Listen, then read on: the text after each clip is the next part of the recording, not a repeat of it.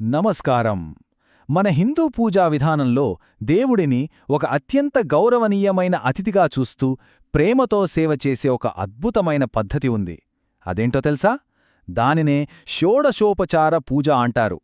ఈరోజు మనం దైవాన్ని మన ఇంటికి ఆహ్వానించి ఆ 16 రకాల సేవలతో ఎలా సత్కరిస్తామో వివరంగా తెలుసుకుందాం. ఈ మొత్తం పూజా విధానం వెనుకున్న అసలు రహస్యమంతా అతిథి దేవో భవ అనే ఒక్క మాటలోనే ఉందన్నమాట. అంటే మన ఇంటికి వచ్చిన అతిథి సాక్షాత్తు దేవునితో సమానమని భావించడం. ఈ ఒక్క ఆలోచనను మనం అర్థం చేసుకోగలిగితే షోడశోపచార పూజలోని ప్రతి సేవ వెనుకున్న లోతైన ప్రేమ, గౌరవం మనకు స్పష్టంగా అర్థమవుతాయి. సరే, మరి ఈ దివ్య అతిథికి స్వాగతం పలికే ప్రయాణంలో మనం ఏమేం చూడబోతున్నామో ఓసారి చూద్దాం. ముందుగా దైవాన్ని అతిథిగా ఎందుకు భావిస్తారో తెలుసుకుంటాం. ఆ తర్వాత వారికి స్వాగతమెలా పలకాలి, సేద తీర్చే ఉపచారాలు, అలంకారాలు, చివరగా మన కృతజ్ఞతను ఎలా తెలియజేయాలో అన్నీ వివరంగా చూద్దాం. సరే, మనం మొదటి సెక్షన్లోకి వచ్చేద్దాం. ఇక్కడ మనం తెలుసుకోవలసిన ముఖ్యమైన విషయమేంటంటే, ఈ పూజ కేవలం కొన్ని నియమాలను పాటించడం కాదు. ఇది దైవంతో ఒక వ్యక్తిగత సంబంధాన్ని ఏర్పరచుకుని మన ఇంట్లోకి మనస్ఫూర్తిగా ఆహ్వానించే ఒక గొప్ప ప్రక్రియ. ఈ పూజా విధానంలో ఉండేవి సరిగ్గా 16 సేవలు లేదా ఉపచారాలు అనమాట. అందుకే కదా దీనికి షోడశోపచార అనే పేరు వచ్చింది. ఈ పేరు సంస్కృతం నుంచి వచ్చింది. షోడశ అంటే 16, ఉపచార అంటే సేవ లేదా సమర్పణ. సింపుల్గా చెప్పాలంటే 16 రకాల ప్రేమపూర్వక సేవలు అని అర్థం. ఒక్కసారి ఊహించుకోండి, మన ఇంటికి ఒక మహారాజు వస్తున్నారు, లేదా మనకు ఎంతో ఇష్టమైన గౌరవనీయమైన వ్యక్తి వస్తున్నారు. మనం ఏం చేస్తాం? వాళ్ళని ఎంతో ప్రేమగా చూసుకుంటాం కదా. వారికి ఆసనమిచ్చి, కాళ్లు కడిగి, మంచినీళ్ళిచ్చి, భోజనం పెట్టి ఇలా ఎన్నో సేవలు చేస్తాం. షోడశోపచార పూజలో మనం చేసేది కూడా సరిగ్గా ఇదే. అదే ప్రేమను, అదే గౌరవాన్ని దైవానికి చూపిస్తాం. ప్రతి ఉపచారం ఆ దివ్య అతిథి పట్ల మనకున్న భక్తికి ఒక ప్రతీక. సరే, ఇక మన దివ్య అతిథికి స్వాగతం పలకాల్సిన సమయం వచ్చింది. ఈ పూజలోని మొదటి దశ ఇదే. ఇందులో దైవాన్ని మనసులో తలుచుకుని వారిని గౌరవంగా ఆహ్వానించి ఆసనంపై కూర్చోబెడతాం.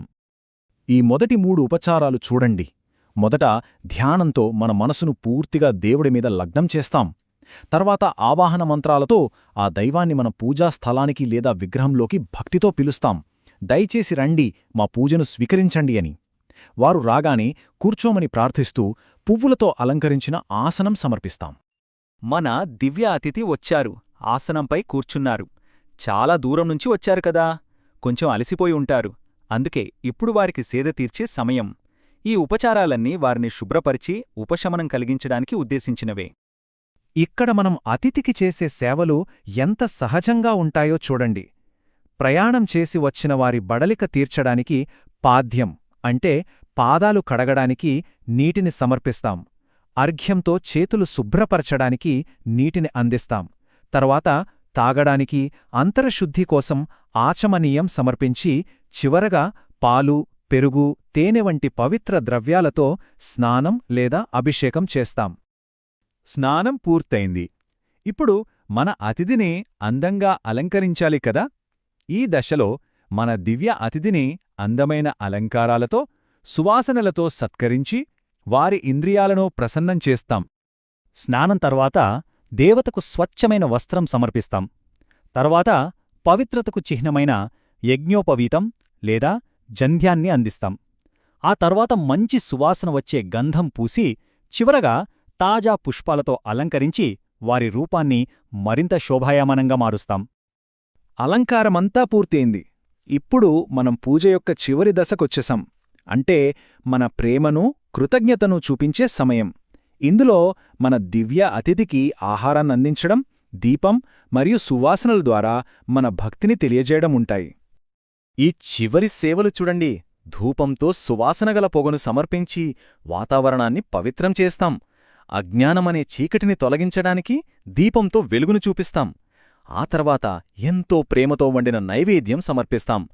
భోజనం తర్వాత ముఖవాసన కోసం తాంబూలమిచ్చి చివరగా నీరాజనం లేదా హారతితో మన సంపూర్ణ భక్తిని సమర్పించి ఈ పూజను ముగిస్తాం.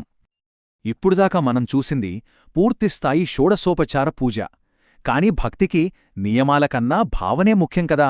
అందుకే పరిస్థితులకు అనుగుణంగా ఈ పూజను ఎలా మార్చుకోవచ్చో, ఇందులో ఎంత సౌలభ్యముందో ఇప్పుడు తెలుసుకుందాం. ఇక్కడ 2 ముఖ్యమైన పద్ధతులునున్నాయి. ఒకవేళ పూజకు కావలసిన వస్తువులేవీ అందుబాటులో లేవనుకోండి, అప్పుడు ఏం చేయాలి? అక్కడే మానస పూజ వస్తుంది.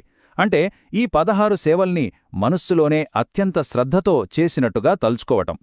ఇది భౌతిక పూజ కన్నా శక్తివంతమైనదని కూడా కొందరు నమ్ముతారు. అలాగే సమయం తక్కువగా ఉన్నప్పుడు రోజువారీ పూజ కోసం పంచోపచార పూజను కూడా పాటిస్తారు. ఇందులో గంధం, పుష్పం, ధూపం, దీపం మరియు నైవేద్యం అనే 5 ముఖ్యమైన సేవలు ఉంటాయి. కాబట్టి ఈ మొత్తం విశ్లేషణ నుండి మనం గ్రహించాల్సింది ఇదే: షోడశోపచార పూజ అంటే కేవలం కొన్ని పనులు చేయడం కాదు, అది దైవాన్ని మన ఇంట్లోకి, మన హృదయంలోకి ఒక ప్రియమైన అతిథిలా ఆహ్వానించి మన ప్రేమను, గౌరవాన్ని చూపించే ఒక అద్భుతమైన భక్తి మార్గం. చివరగా ఒక్క క్షణం ఆలోచిద్దాం. ఈ అతిథి దేవో భవ అనే భావనను మన దైనందిన జీవితాలకు అన్వయించుకుంటే ఎలా ఉంటుంది? పవిత్రతను, మంచితనాన్ని, దైవత్వాన్ని మన జీవితంలోకి ఒక స్వాగత అతిథిగా భావిస్తే మనం ఏమి నేర్చుకోవచ్చు? ఆలోచించండి.